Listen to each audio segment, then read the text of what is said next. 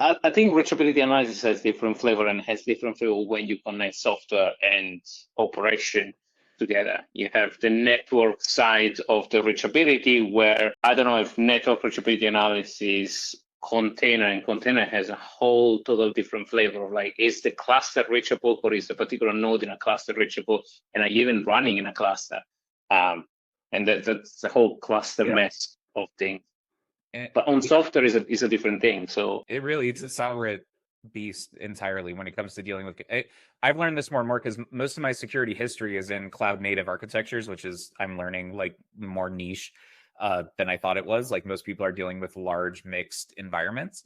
Um, and I totally get the confusion because in a Windows environment, all a patch management system is telling you is like, hey, here's the servers to go run Windows Update on, or to like install the new version of Adobe on. Like there's not, it is a different beast when a lot of security people are being exposed to Linux application per language library package managers and containerization and Kubernetes all at the same time. And that's part of why it's so overwhelming.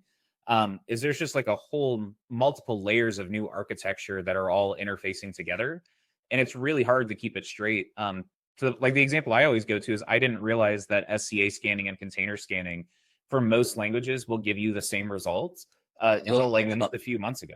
I spent years buying, like I bought one of the first container vulnerability scanners that was out there, SCA scanning super early, and I just didn't know because it's exposure to new infrastructure for people.